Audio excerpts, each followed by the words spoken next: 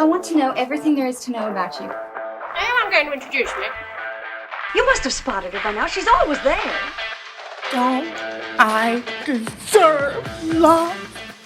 Somebody has to like me best. Hello, and welcome to the Don't Know Her podcast. I'm Michael. And I'm Scott. And we are here, as always, to talk about an underappreciated actor of the silver screen. Even if, I think it's safe to say with this one in particular, it's someone that I think a lot of people will already know. Yes. But oddly, I still don't think she's had her moment in film, or even arguably on TV. Like, I mean, she's had loads of moments, she's iconic. But anyway, that's enough about what I think about her. You brought this person to us. Please tell us who it is and why you're championing her. So I have brought the marvellous Aubrey Plaza. And I have brought her because we are continuing our mini-series of folks that we predict are likely to win an Oscar. We think will win an Oscar over the... Or nominated. Nominated, sorry, it is just nominated. I'm being very bold, but nominated makes more sense too. I think she's going to win. I don't know. I can imagine enough clout with her. But yes, I think she's a good choice. I can certainly see it happening. When I watch some of her films, I can imagine it doesn't feel that far off. But you're right, they haven't necessarily had the moment I'd expect, even though I think most people enjoy her a heck of a lot because she's a very unique screen presence. I think she's wildly enjoyable to watch on the screen. Can't get enough. So why not bring her here? Tied up in shackles. Yeah, we only had to slightly encourage her. So, Aubrey, would you like to say anything? Exactly. I'm not quite sure humour about kidnapping and assault is okay, but No, I take it back. Yeah, send any aggro notes to someone else. Yeah, I think she's wonderful. I think an Oscar win is possible. Nomination. I believe, and we'll talk about it, she should already be an Oscar nominee. Oh, At least once. Well, mostly for one film. Okay. But she already is an Emmy nominee. Yes, she is. For The White Lotus, season 2. Correcto. I don't know this for a fact, but I'm assuming she was never nominated for Parks and Recreation. She wasn't nominated for Parks and Recreation. Well, none of the larger awards, but yes, there were. I think maybe like some smaller. The Michael Pearce Award for exactly. playing April in. Or April, that's not her name.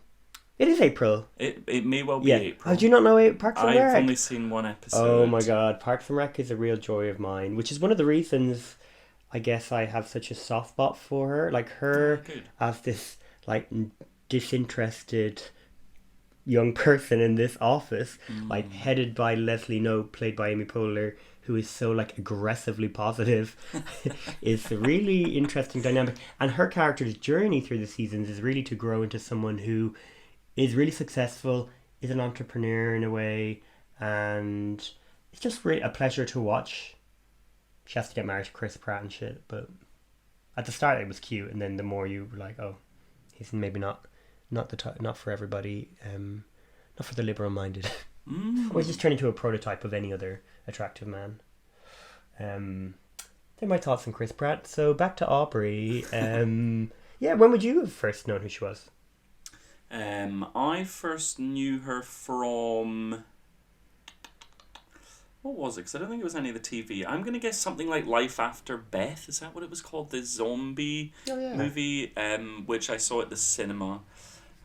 Try to think if there would have been anything earlier than that I would have watched before. Oh, it's maybe like Scott Pilgrim versus the World, even though she's a smaller part in that, but lots of people have smaller parts in that film.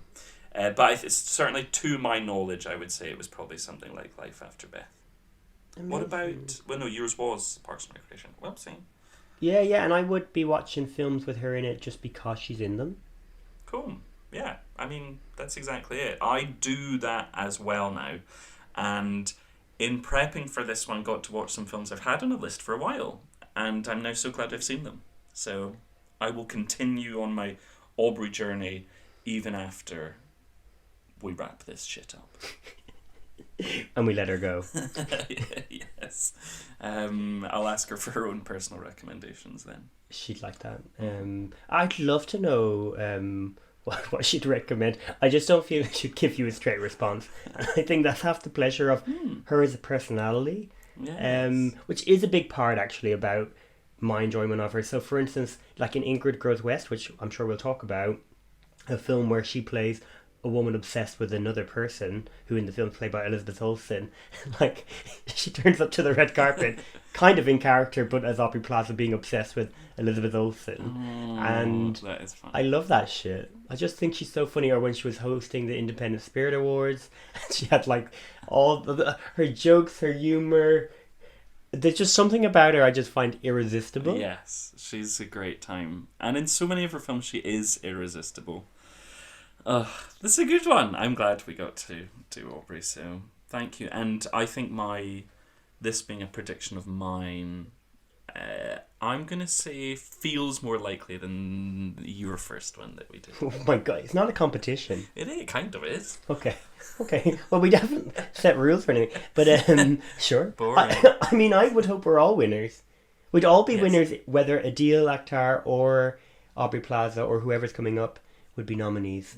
But if you want to be selfish and say you're the winner, we can do it that way. I do, and I have. So why don't you give us a spin in the Aubrey Plaza roller coaster that is her life? Am I driving? Okay. Yeah. Let's go for a spin then, shall we? So Aubrey Plaza was born on the June. She was born on the June. On the Dune? Yeah, gosh, perfect. Anyway, let's take that back. She was born on June 26, 1984, in Wilmington, Delaware. Her father, David, has Puerto Rican roots, whilst her mother, Bernadette, Irish? is of Irish No and way. English descent. Yes. I just forget the English bit. It's just of Irish descent. Bernadette's such an Irish name. Yes. Bernadette Plaza, I love it. Maybe Aubrey is too. No, it's not. Plaza's parents, inspired by the soft rock band Bread, named her after their song Aubrey. So, less Ireland, more bread. Which is also Irish. Well, it depends. Do you mean... It's also Irish. Well, sorry, we all have bread, darling. She was then raised in Wilmington. I've put the word plaza here, but I don't know. Well, I think a plaza. Where else would a plaza come from? Oh, I'm just... I Oh my don't know. Maybe there is a place called Plaza. It just doesn't read right now I see it. Anyway, she attended the Ursuline Academy. The Ursula? Ursuline. Oh. Ursuline. I thought you meant like the Sea Witch and Little Mermaid. That would be Fun Academy. That would be good. I would go to that one. It was here she started immersing herself in the performing arts. She actively participated in school plays and developed a keen interest in acting from a young age. This early exposure may be what ignited her ambition to pursue a career on the silver screen. After graduating from high school, Plaza continued her... Well, of course, that's why I put Plaza. Now... Am I drunk? What's going on? You need to stop drinking wine. Or just stop drinking, full stop. It was because I put the comma before, so I was like, Wilmington Plaza. But I now understand it was raised in Wilmington. Plaza attended. Anyway, let's go back to where we actually were. After graduating from high school, she continued her education at the Tisch School of the Arts at, I think that's New York University, where she studied film. During her time there, she immersed herself in the vibrant cultural scene of New York City, honing her craft. Her journey into entertainment began with an internship at NBC and something they call as an NBC page, and I think that's a specific internship you do there, which she did for a year. She honed her comedic skills at the Upright Citizens Brigade Theatre from 2004, and was performing stand-up comedy at venues such as the Laugh Factory, and the Improv. In 2009, Plaza gained recognition for her role as April, I did have it here, yes, Ludgate, in the NBC sitcom Parks and Recreation. people were delighted by that now iconic deadpan delivery and sarcasm, making her a standout throughout the run of that show. From there, expanded into more film work. In the early 2010s, she was Julie in Scott Pilgrim vs. the World, which was a film adaptation of the graphic novels. In that same year, Plaza made a memorable guest appearance on the TV show 30 Rock. In 2011, Plaza appeared in Damsels in Distress, which is written and directed by Whit Stillman, and had a role in Portlandia, the TV sketch show. In 2012, we saw Plaza in the indie hit Safety Not Guaranteed, alongside Mark Duplass. She gathered a decent amount of critical acclaim for her role here as Darius, who is a bit of a jaded intern who comes into the story. Safety Not Guaranteed. So I watched this one a couple of years ago, I think, but you watched it more recently than I. Do you want to tell us about what's going on in Safety Not Guaranteed? So she basically is an intern in a publication that wants to do a story about Mark Duplass's character creating a time machine. And then through that, she's a bit lost and all this sort of stuff. And through her connection with this character, she kind of gets a new lease of life. There's a romantic angle. State of Washington does not allow the sale of firearms on the business premises of a grocer. What about those thingies with the spiky ball on the end of the chain? Thingies, you know, do you have those? What exactly is the intended use? Is there a pest problem or hunting? Well, if your ad had been written properly, I may have a better idea of what I need. My ad? Yeah. It's pretty sloppy. Excuse me? You heard me. I hope you worked harder on your calibrations. It's one of those, like, kind of post Little Miss Sunshine American indie films that, like, have a big heart, slightly tread dark territory, and it's neither usually successful or not. It's kind of pleasant film, and she is very lovely in it. Yeah. Very kind of naturalistic. Yes. She is.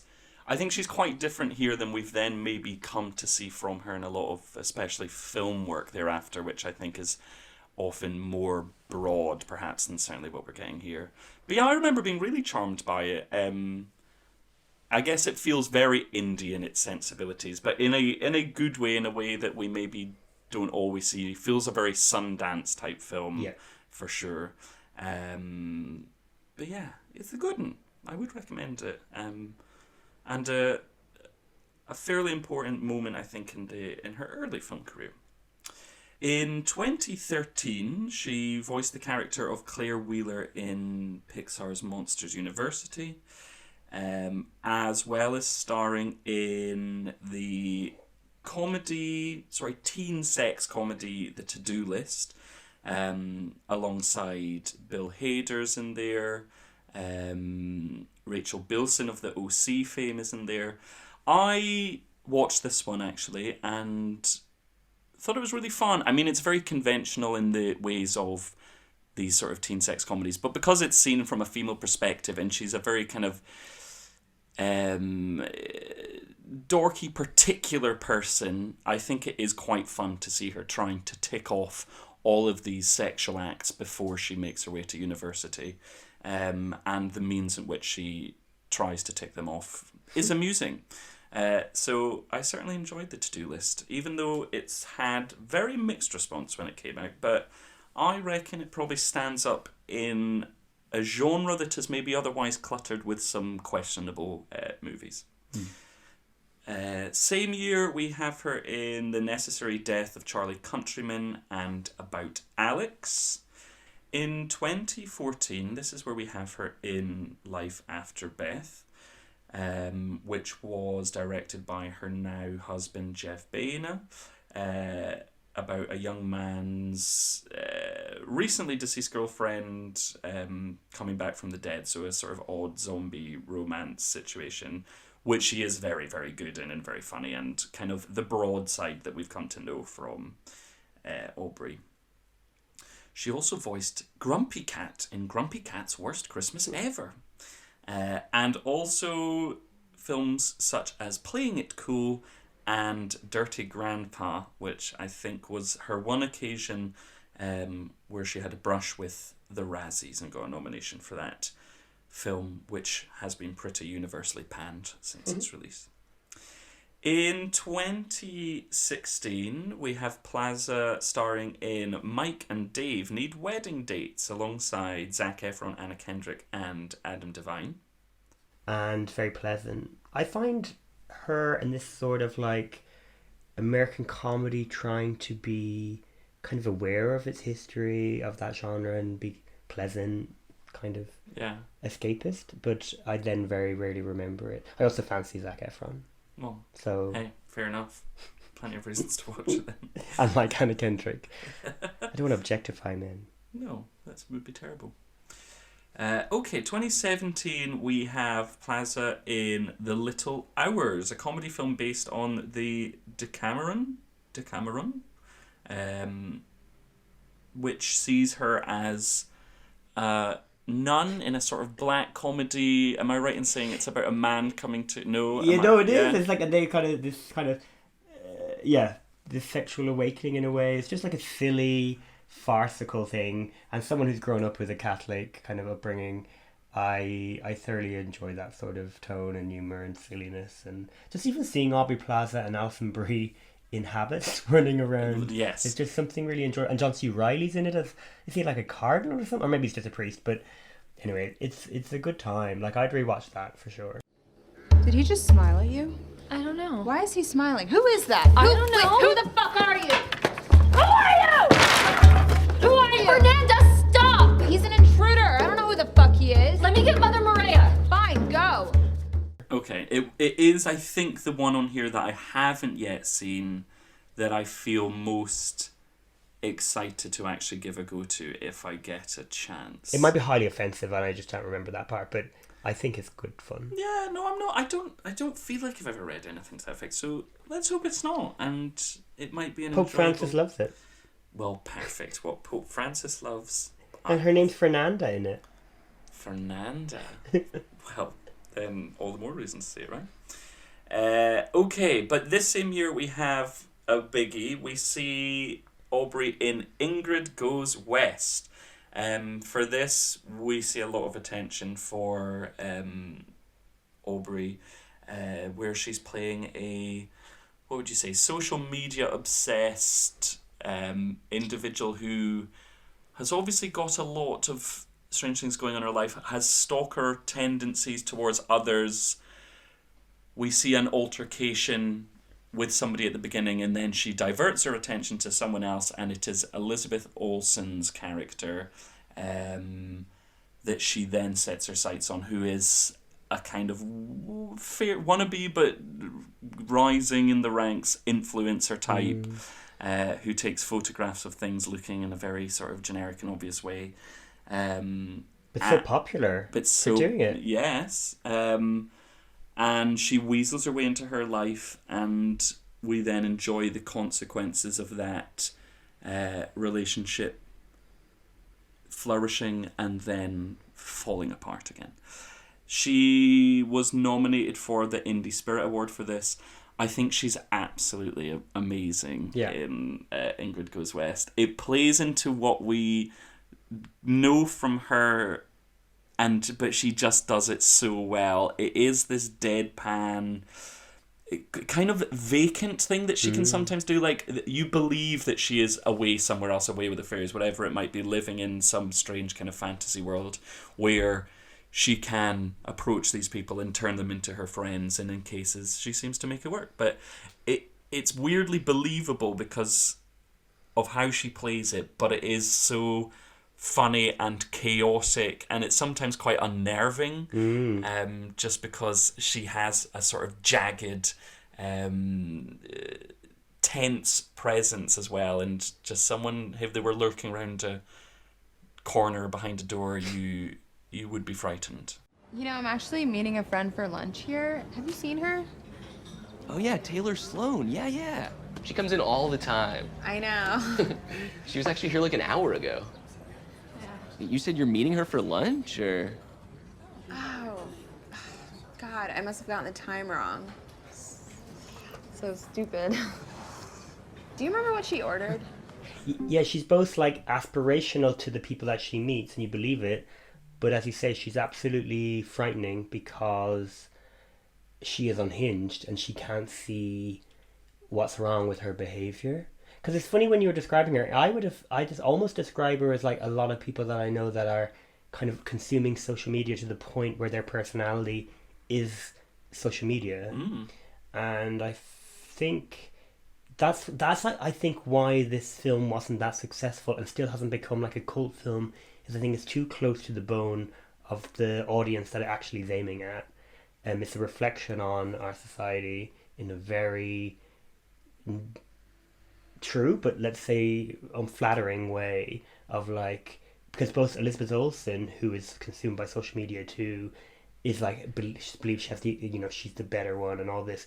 But actually, when I rewatched it recently, I wouldn't have thought that's true. Actually, I think they're both pretty bad people, and it's a really interesting thing to spend time with them, and to think like, you're both assholes, and you both don't deserve much. But it's really dark, and what it doesn't do, which a lot of these dark films like that look at, say, celebrity or fame and friendship, say like Desperate Comes There, like that ends with them being friends and then being stuck together and kind of punished. This is a much more, I don't want to say ambiguous, but it's darker. Yeah. And I think it's a much better film for just going out there. So I think there's amazing moments in it. I think all of the performances are good. I think it should have been just a very big cultural moment if, as a society, we were brave enough to really reflect at what we're like. Do you think it's because of the timing that it came out? Do you think that's why? What do you mean in terms of... Because it came out, what did we say, 2017? I guess we were very much in that place. Oh, yes. No, I think it's that it's too close. It's the same as, say, something like Girls, or, you know, shows or work that just seems too... not ahead of the curve, but like on the curve of what's happening in society, that we're not able, like we need an adjustment before we have a film like that. So to watch really two women be that fucked up because of social media, and then watch them play that out is a lot to watch. Particularly when they're both charismatic and fun and, you know, gorgeous, and like it's an enjoyable film to watch, but it's dark. So that's why I say, like, if it came out now, maybe there would, but I think still the film would need to have an ending that's a bit more comforting. Because even if you think of like Promising Young Woman, which is a very, you know, difficult film in nature and content, the ending gives the audience something to be like, yes, we have a resolution. I don't think Ingrid Goes West's ending would leave a majority of a mainstream audience feeling like they've gone on a journey where things are going to be okay. Yeah, it is still quite exciting. It feels like a good sort of marker capsule piece for this time and where we're at. Yeah, you're right. And other people fabulous in it besides Aubrey and Elizabeth Olsen. O'Shea Jackson Jr. in it, I think, is very good. Billy Magnuson. Yeah, he's amazing. Him and Aubrey, oh my, they should be in a romantic comedy. Like, their dynamic in that film is so, like, hot but scary. Yeah, because he is also manic and unhinged, but with and a that's body outside to the die film. for, my God. I mean, that man is absolutely gorgeous. Yeah, he's whenever he shows up in things, he's always brilliant. He'd actually be perfect. We should. Why are we doing an Aubrey Plaza episode? We now divert. Billy Magnuson, we're talking about you. Game night. I mean, hello. Yeah, he's so good. Into the Woods. He's always so good. Into the Woods, he's fucking great. And anyway, back to Aubrey. Aubrey, we like her too. But yeah, and she's a body to die for as well. She definitely is a body to die for. So Billy, no, Aubrey. Ingrid Goes West. Oscar nomination number 1 that could have been. Yeah, totally could have been. And in a smarter people were behind campaigns or deciding these things then. Definitely in somewhere, you know, like Globes for comedy performer or something to that effect. She was nominated for the Indie Spirit Award. So someone at least acknowledged her. Someone watched it. No. Sorry, I'm sure loads of people watched it. Yes. In 2017 as well, we also see her start her run in the very popular TV show Legion, which I didn't catch any of. She was in 27 episodes of it from 2019 through 2017 through 2019. And a lot of articles talking about Aubrey's performances do list it as one of her best and one of the most exciting things she's in. So I assume there's many people out there who are perhaps fans of her for the show, or the show being a key reason. So certainly worth calling out. In 2017 as well, we also have the TV show Easy. 2019 then, we have Aubrey in Child's Play, where she is she one of the leads in this one? I didn't watch Child's Play, you did. Tell us what Child's Play is. Oh god, well this is a reboot or remake. I've never seen the original ones. No, neither actually. We did do somebody, was it Jean Smart? I meant to look, that's like murdered by Chucky. In a really funny way in a closet. Beth Grant maybe, or some... Beth Grant, that was it. Yeah. Anyway, that's my only engaging with it. Such a creepy doll, but not Megan. That's a weird thing to say, but I love Megan, the film, and the doll. Amazing. And actually, Aubrey Plaza does an amazing skit on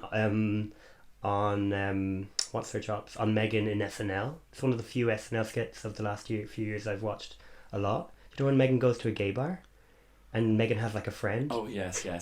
Anyway, it's really good. Google that. But back to Child's Play. Yes, Aubrey is the mother of a kid, and she works in a shop, and she takes one of the dolls home, and that doll is the crazy one. Uh-oh. So she's in it quite a lot. It's really gruesome. I mean, it's not my sort of movie. I thought it'd be funnier than it was. But I guess if it's your wheelhouse, maybe it's really good, the movie. I don't know. She's grand in it. Again, I was going to say naturalistic performance, but it's very kind of, it's not broad as you might imagine. Yeah, okay. And Brian Tyree Henry is in it too, and he's always lovely. I love watching him on screen. He is a marvellous man, so I'm with you there. And hot as well. She has a lot of hot co-stars. Yeah, she sure does. Alright, 2020 now. We see her go in some interesting directions. Black Bear comes up this year, so stars in this one. She's also a producer on this one. What shall we say about Black Bear without spoiling too much about it? It's about we see a woman who's renting like an Airbnb type thing, but with a couple who are living in this lakeside cabin. And we see that this couple, wife is pregnant, there is some friction there for sure. We see that the husband may have an interest in Aubrey's character, and then the wife also has an interest, but from a different angle. There's a peculiar energy there which you can never quite put your finger on. The situation escalates, and then the film does something else. Well, yeah, it jumps into then, I guess it's safe to say, an exploration of like creativity and art and what's real and dynamics. Because I guess the best way to describe what happens after that is kind of turns itself on its head, and the dynamics between the characters change, but they're exploring the same types of things. And it is literally about filmmaking, I guess, is another thing you say. What the fuck is going on? Nothing is going on. I don't understand what's going on with you. I've been doing like 15 takes every time, every scene, and you're only asking Blair to do 3. Are you counting takes? I don't have to count takes. I'm in the scenes. We're losing light, you know that? And we're losing time. We are. Why are you crying? Why? Sorry. I do less takes with Blair because when I tell her to do something, she actually does it. And I think for those who are in the know, like John Cassavetes' Opening Night is clearly a huge inspiration for this film.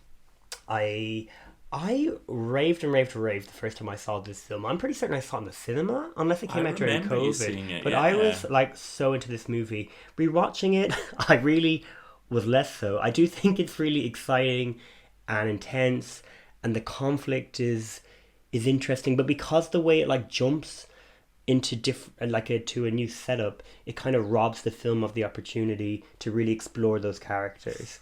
And I think that's my main thing of it. It's like this would work as a play maybe, where there's two but even at that, I think we'd be better off if they just stuck with actually the second half of the film rather than the first half, which is a bit meandering.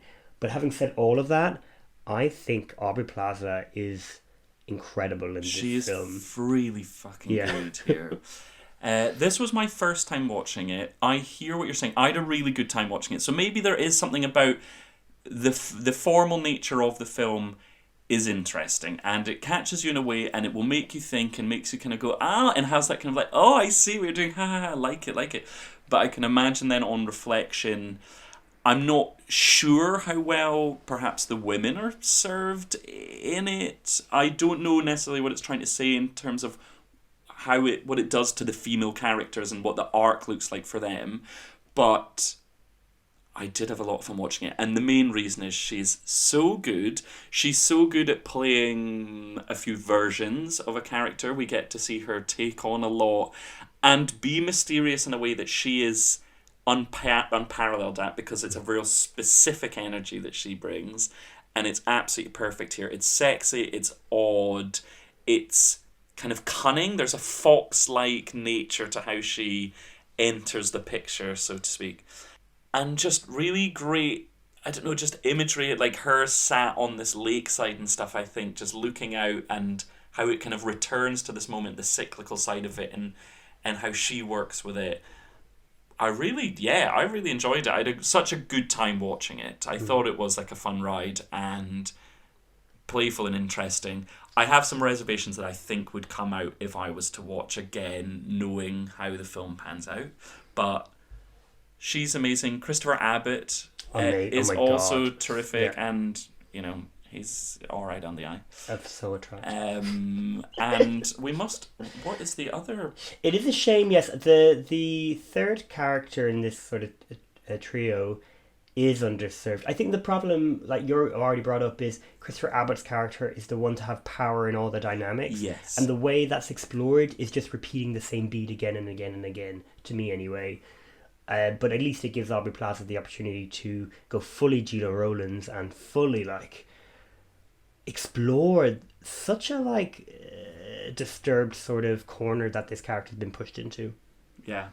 The third is played by Sarah Gadon, we should say, who is also very good here, but does feel like the kind of underserved character. She's a punching bag essentially for the other two, which is I think that's where my real thing about the film is. But yes, it's but Christopher Abbott has not nice arms, so it's hard to it's hard to put too much faults in the film, and it's got those arms. Thanks, arms. Yeah, fair enough. Would you still recommend it after watching? Oh God, yeah. Well, I'll come back to this at the end, but it's not my top choice of her films in terms of recommending, but certainly yes. Anyone that's interested in filmmaking, particularly films about acting and where that energy and that drive comes from, yeah. Nice. Okay, good. Black Bear. 2020, that's where we're at. This same year, she also starred in Bestsellers opposite Michael Caine, and a Michael film. Caine. Is that how it's supposed to say? Say it again. Michael Caine.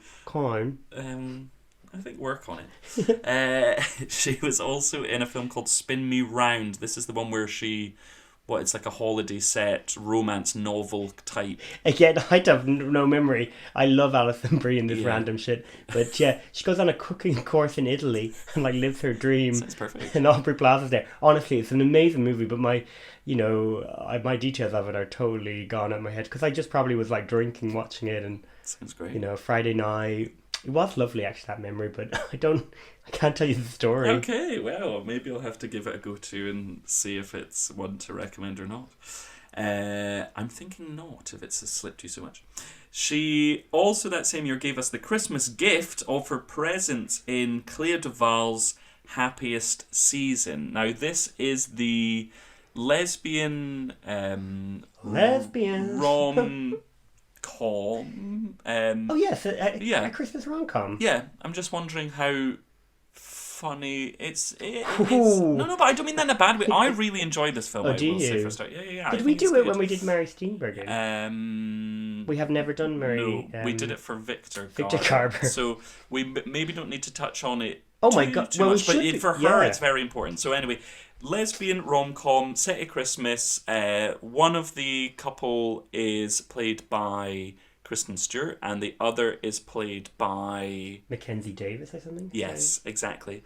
And her character is from quite a conservative family. Her dad's a politician, and takes Kristen Stewart home to meet her family, but is not out to them, and therefore she has to kind of keep her sexuality secret. Yeah, but let's also add, because this film is fucking nuts.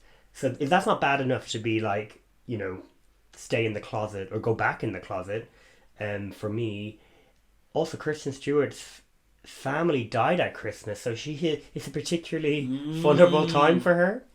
It is very. Which is why this film I think is important to reflect on a moment, because if your partner is treating you like shit that way and pushing you down, and then you meet Aubrey Plaza, who's hot as fuck, out of the closet, never saw a closet, I imagine, like literally a steam coming off her. That's how hot sexy she is in this movie. Her presence, wow. And the film seems to think that it would be highly inappropriate for Kristen Stewart to get with her. It's like, no, this is the romance. Yeah. And no, the film is just so determined that Mackenzie Davis and Kristen Stewart should be together. It's like nobody else thinks that. Yeah. Like, I don't know how anyone would watch that movie and not think Aubrey Plaza. It's fascinating. And there's a few things to kind of unpick here, because it is interesting, right? Either the script really believed in the central romance and Aubrey Plaza wasn't going to bring the electricity that she does, because she is just like heaven in this film. She also brings her to the best gay bar you can probably see on screen. Because you got isn't it like Jinx? Yeah, Jinx Monsoon. Yes. It looks so much fun. I was like, I want to be a lesbian. I want to be with Aubrey Plaza. It's so true. But it's like, it is that feeling of why. So then, like, or was this an interesting choice? And they are wanting to just kind of defy the expectation, because when you meet Aubrey Plaza, you're like, duh! What? Like, why would we go back to how things were? Like, this is the one for you. And no. What did you mean last night when you said you could relate? That was just a comment based on an assumption that I was making about you and Harper. I think it's probably an accurate assumption. You don't have to talk to me about this stuff. I know it's weird. Like, so what has she told you? That you dated in high school. That you were her first girlfriend. That's about it. Is there more? Yeah, a little. I'm secretly always holding out for a sequel where she realizes the fucking error she made. Or we just get Aubrey's character and her life anyway. Yeah, just seeing, because she is just so alluring and wonderful in this. So just electric. I was just so taken with her in this movie, and absolutely baffled why anyone would choose anyone that's not her, period. Yeah, like why Mackenzie Davis ever left the town is so shocking. Like, I'd be gagging for Aubrey. I'm gagging for her now. Oh. Finally, we've gone through however many men, and now we've come up to appreciate Aubrey. But she has never been, I don't think, rarely has anyone been sexier. Yes. Like, I think of her, I think of Bill Pullman in While You Were Sleeping, like Sharon Moonstone. Like, there's these people in my head that are like, this is the epitome of hot people in this genre, and she is up there. Oh, love it. It's a good. I do really enjoy it. I mean, it's fairly usual fare for like Christmas, but I do. It is one that I've gone back to a couple of times. Well, we now, don't have many queer Yeah. holiday movies. Yeah, so I recommend for her 100% anyway. Just lightning bolt, sexy, we love. 2022, we get a very exciting film called Emily the Criminal, which is written and directed by John Patton Ford. For this, she did get some recognition, nominated for the Independent Spirit and Gotham Awards here. I'm thinking that when you were saying that you wish she got more attention for a certain film, I'm thinking it was this one. I only watched Emily the Criminal for the first time about a week ago, and I think it's pretty darn great. So I'm thinking this is maybe what you were thinking there. Am I right? I have to say yes, Scott. I think she should have been Oscar nominated. I can't think of who was nominated that year, but she's incredible in this movie. This film follows someone who has had this... the film starts with this woman being interviewed, and this person doing the interview tricks her and says oh, I'm not going to look into, I don't have your files, but tell me you have a criminal record. And she tells him, I drove some friends home from a concert, and I ran a red light. Everybody was fine, but... And you were intoxicated. I was less intoxicated than my friends, but yeah, that's what happened. So... Okay. So this is your official background check, which I have read, and according to the state, you were convicted of aggravated assault in 2016. Is that correct? So you do have all my information? I'm afraid we do. She is trying to control her emotions, the situation, and she can't, and she has to exit the room, and that intensity is what drives this film. She's in debt of it's 80 grand from student fees, and she couldn't even finish her her studies because of her criminal past. And it's just in every frame of this movie is driving this such intense story, and it never gets boring. She gets opportunities to get involved in crime again, to try and get herself out, because the only way she can. But she also has this desire to become an illustrator, and by everything that we see, she's quite talented. But the only way really for her to get out is through crime. And I think it's a really incredible film, but I think she's, the main reason it works so well, because you see her in very intense situations where she's trying to essentially rob very dangerous people. Yeah. And it just, the level of intensity, whether she's doing that or she's having a conversation with Gina Gershwin, who is essentially exploiting people doing internships, which is an interesting thing, because I remember watching it at a time where I would have known famous arts organisations that would have exploited people that way. Yeah. And then people question why theatre in the UK only has privileged people, and you're this is the problem. So it's an interesting film that touches a lot of bases, but really just watch it to watch one of the best performances of the last few years. Yeah, it's electric again. She is so good, and this is why I think I feel confident. Well, they shouldn't have ignored it here, but I feel confident that there will be traction in years to come with similar roles to this, because tonally it does feel very different from things she's done, but her sort of wiry mysteriousness edge that she has really comes to life here. From the opening moments in that conversation that you describe in the film, she is just kind of dynamite, and you can't look away, and you're wondering what's going on and how she will kind of move through and navigate the situation she's in. And the film's just fascinating. It's almost, I could see shades of, what do you call them again? The Uncut Gems. Oh yeah, the Safdie brothers. The Safdie brothers. There's an air of that to it, but it's it feels less chaotic than that, and also has resemblances to thrillers we would have seen more in the sort of noughties, maybe not so recent as now, and something that I think sadly is lacking. The arc of her character is very pleasing to watch because, without then again spoiling anything, I enjoyed going on that journey for her and wondering where it would go and enjoying the surprise and changes and moments that were more chaotic and unnerving. She is so great in this. I think as well she should have been Oscar nominated. I just pulled up because this was just, that would have been last year. So we've got obviously Michelle Yeoh winning for Everything Everywhere All at Once.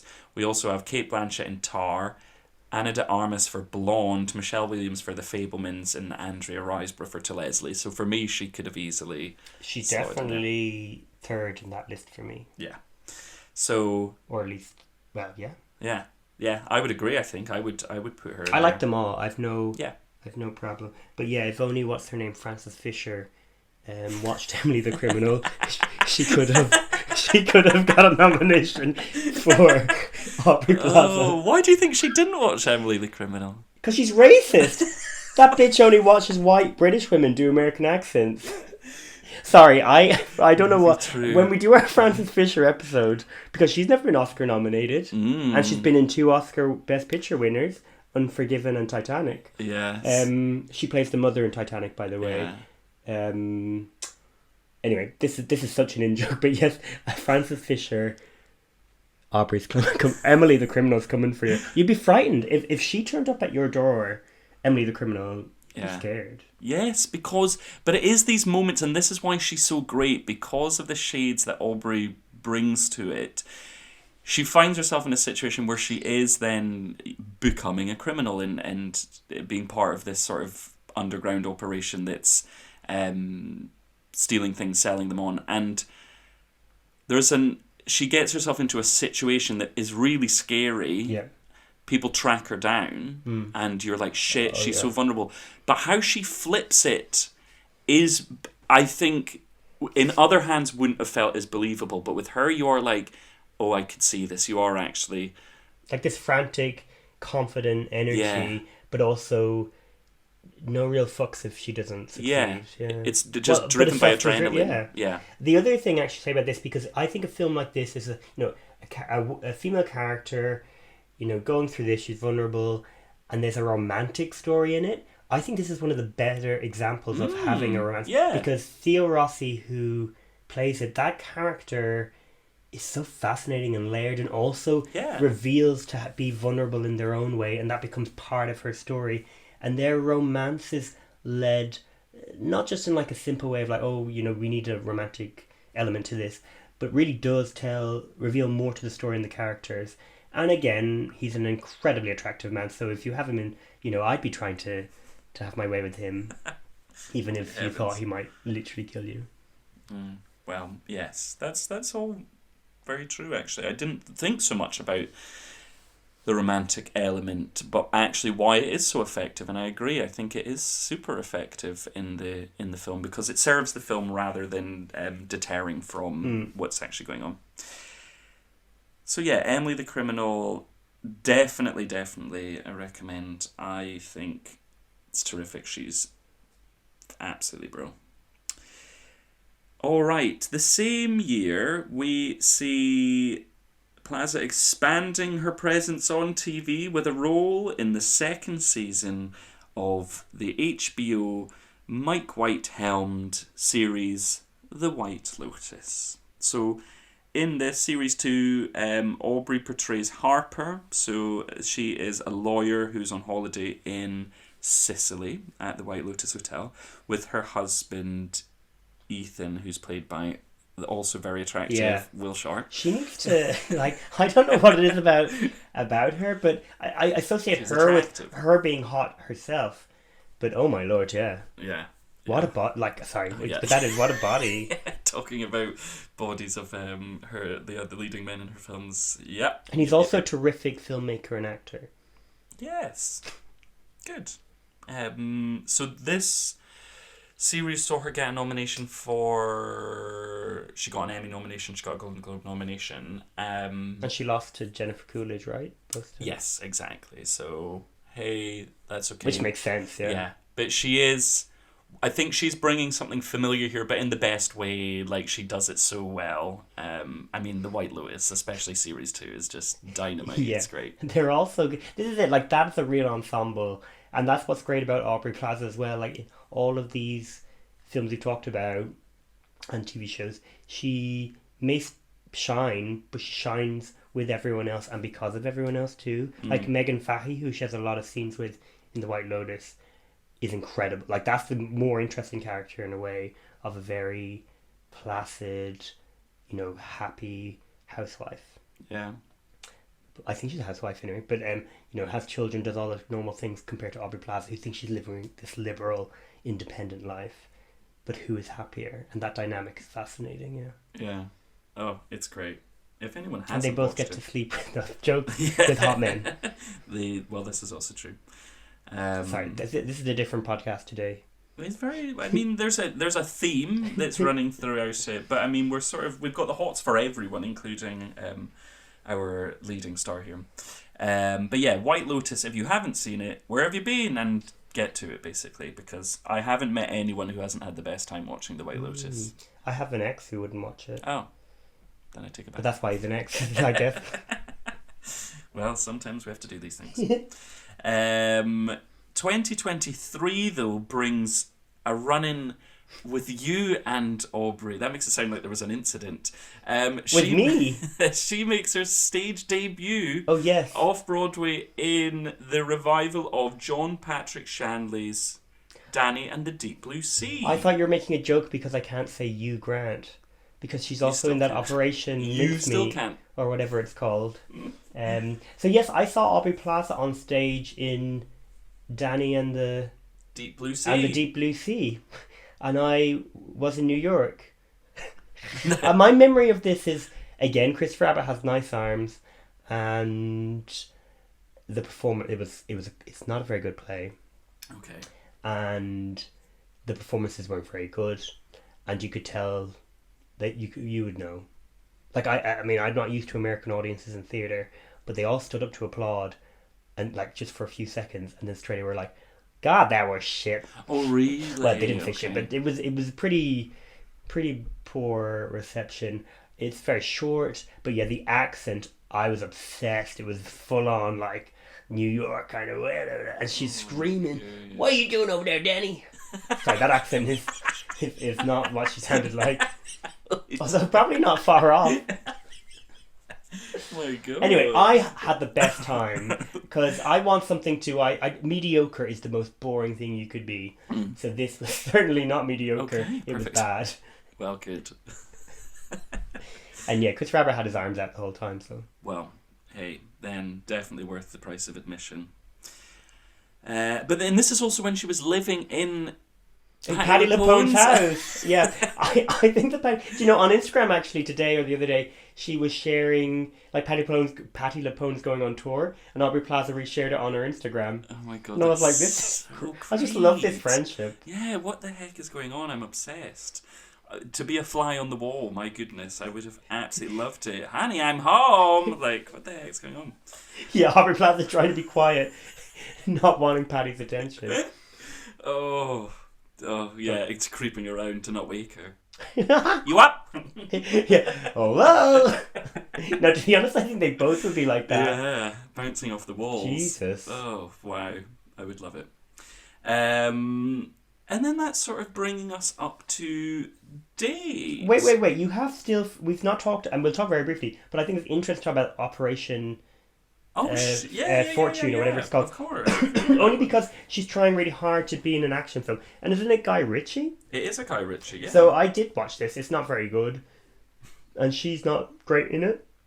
It's very kind of trying to be James Bond meets like almost Guardians of the Galaxy in a way, because like a mixture of people working together. But she's alright, but it's a real shame because she deserves a mainstream sort of big movie. I mean, like commercial enterprise. I don't know what I'm saying. Just give her something. She could have been a great Madam Web. She could, well, hey, we'd love Dakota Johnson too, and... I didn't mean to take over that part. It just looked like a villain in the sequel, which we'll never perfect. Get. Yeah, that ain't happening. Okay, good. Yes, I'm glad you brought that up. I neglected the Guy Ritchie. It's also worth pointing out she featured in an episode of The Simpsons, obviously voice acting. She doesn't just pop up in it. That would be so funny if she was the only human to ever be in The Simpsons. She returns to voice her Scott Pilgrim role in the Netflix spin-off animated show. There's also a Monsters, Inc. spin-off TV show where she is revoicing her character from there called Monsters at Work. But yes, what have we got upcoming? And I think some of this sounds very exciting indeed. She is going to be in Francis Ford Coppola's very intriguing sounding Megalopolis. And the pictures of her on set, wow. I haven't seen them. Really glam, Good. Okay, well maybe this is the Oscar potential. I mean, we might be in rope in there, but I hope it's something as exciting and odd as it sounds. Well, just to be in he's not made a movie in quite a few long years. time. Yeah, so very excited for that. We've got another, because Ethan Coen's just got a film coming out in the UK here, which is going to be part of what I read, like a lesbian road trip. Yeah, the trailer trilogy. was on the other day. Yeah. With Margaret Qualley. Exactly, and there is going to be one called Honey Don't, which she's going to be in. Oh. And then there is the Agatha series that's coming to Disney Plus, the Catherine Hahn character who was very popular in the WandaVision. So oh my god, she's Aubrey in Plaza that. is going to be in that as well. Isn't Catherine Hahn, like someone else pretty cool in it too? I hope so. There's so much potential there to have fun, so I hope they embrace it and do. But there's potential there, but I mean, I'm confident this Oscar nomination's going to happen, but for what? I wonder. Do you have any ideas about what you would like to see in the future? Maybe things that could bring that nomination? Well, firstly, she does have this Sundance film called My Old Ass or something. Oh, yes, you're right. Which I'm also very excited about. I don't know if that'll bring an Oscar. So I'm just going on a really wild thing, but we were talking... I mean, I don't like some of my favourite films being remade, but like a rom-com in the vein of something that's already brought someone an Oscar would be fun. So like Moonstruck-esque. Yeah. Mainly because I am going to cast her and Billy Magnuson, so close. I don't know, he'd be perfect in the role. Yeah, I'm sold on this. And maybe not obviously beat by beat Moonstruck, but something in that vein of her, like an old school but feeling, but a contemporary set film that does relate to somebody living in New York at this time, and I don't know, this person comes out like they've given up on life or whatever it is. They have a little grey streak and then they go and get their hair dyed and it's fully black. They go to the opera. I'm basically just describing Moonstruck. And they slap each other. Well, she just slaps him. Sorry, slapping each other sounds weird. I don't know. That's what I would like to see her. Like, I don't want her, because it'd be easy to say something like, I'm trying to think of like Cleopatra or some sort of like biopic where Patti LuPone, oh my god, actually, her playing Patti LuPone when she got the news that she won't be in the transfer for Sunset Boulevard, that Glenn Close will take over the role. That's what I want. But, I don't want to see her having to do I hate to say, like a Coleman Domingo or whatever Bradley Cooper's doing with Maestro to get recognition. Yeah. I don't want her to look like Helen Mirren and Golda to be Oscar nominated. Holy shit. I still don't understand how that ever happened. Fucking hell, some of these choices. Fascinating. Yes. Oh, I'm with you. Okay, so the names I'm sort of thinking of are quite obvious. But I am thinking of that. I wanted to have that Oscar, but I wanted to work with filmmakers who I think would utilise her very well, but maybe also challenge her to go in a different direction. And I can't help but think of two of the best, and that's Todd Haynes, and maybe embracing the energies of something that is more classic, like a Carol, or something that is tonally wild, like Aubrey can be, like a May December situation. I could see so much fun to be had in a thriller-esque type tale with those two together, or a sweepy romantic thing. I'd be fascinated. I also imagine her and Greta Gerwig would be a fabulous combo, and I know they have worked together acting in the Whit Stillman film, but I think directing, it just feels like the right pairing, and maybe, well, I would love it to be a lead role, of course, but I could imagine her taking on amazing supporting roles in like a Greta Gerwig film, and that could be something I maybe would like it, something that is more Lady Bird than Barbie, but I could imagine her for sure in something like a Barbie. But maybe something like Little Women would be fascinating. There's so many things. I'm now recasting those films with Aubrey Plaza. Like, she'd be good in lots of those parts. Yeah. But unconventional, I'd say. Probably. Yeah. Like, obviously, Little Women, you know, she's much older than those, but yeah. she could. Yeah. But she would... It's interesting maybe then thinking of flipping Greta Gerwig. Not that she has to, but like... Sorry, I don't know why I thought that very literal. I was like, shall we flip Greta Do we grab her by the foot? I was like, what? I was like, excuse me. But flipping a Greta role, I like, for example, could see Aubrey being amazing in 20th Century Women. Oh my god. Yeah. Oh my god. Well, this is it. Like, there's like Miranda July. Yeah. Like when you start, like, sorry, now this is like a tangent of things, but there's so many. I basically think she's a gift to many independent-minded American filmmakers, even if like Greta Gerwig is now very mainstream, or kind of always was. But yes, I agree. I mean, there's certain people that probably wouldn't utilize it so much, but you're right. Like, I do think a Greta Gerwig or why can't I think of the Mike? What's his name? Mike. Who did 20th Century Women? I just thought of his partner. Yeah, Mike Mills just jumped to Miranda July. Yeah, Baumbach. Like, there's a lot of... Sure. Yeah. And now I'm just thinking of couples. But there's so... If you're not married to a filmmaker, I won't consider you. But I think there's something about her, like, she is a chameleon and could slot into so many. Like, we could go on and on and on, and everything would be exciting, because I think her presence alone is exciting and can change the dynamic of something and make it more interesting and alive. Yeah. When placed in the Well, right do you know thing. who would have written an amazing role for them if they weren't blacklisted, basically, and deservedly so, really, is Woody Allen. Yeah, it's who I Woody thought Allen was is a one of the very first I obvious thought. person. Yeah. So, like, imagine her in a Penelope Cruz-esque role, or Judy Davis, or Totally. Diane Wiest. Oh my! Let's just do Bullets Over Broadway, but with Aubrey Plaza. Well, actually, let's do Hannah and Her Sisters. She'd be perfect. Oh in my god! any of those, all of those parts. Yeah, like, and again, you can do it all like Blue Jasmine. You can imagine her in oh that. my sort god! of, Yeah. like, there's just.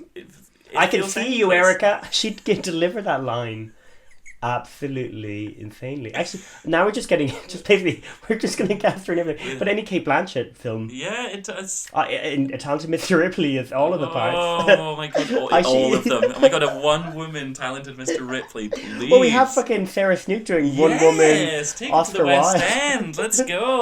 Oh my god, so exciting. Okay, so she'll be Oscar nominated a lot if she did all the roles we're talking about. Yeah. There's going to be a year where she is nominated every place she can. It'll be like, what was the name 10 of that nominations English, the guy from Moulin Rouge, and he was the only person nominated for Best Actor in a Musical, but he still could have lost because he needed a certain amount of percentage to win. And I was like, imagine Aaron... I don't know his name. Oh, it's Fit. See, where'd you film? I should know theatre. Yeah. Aaron Tveit. Yeah. We got there. Tveit, Anyway, he won the Tony, but imagine if she was the only one nominated. But for Blue Jasmine, Carol, Tar, Everything Everywhere All at Once. I would rather Poor nobody. Things. Yeah. Oh gosh, so much of these. Yeah, put her in everything, anything, all at once. Everything, everywhere all at once. Oh, well, what a pleasure. Yeah, it has been a pleasure. I really, really love her, and I'm very excited. And I want to see all the things.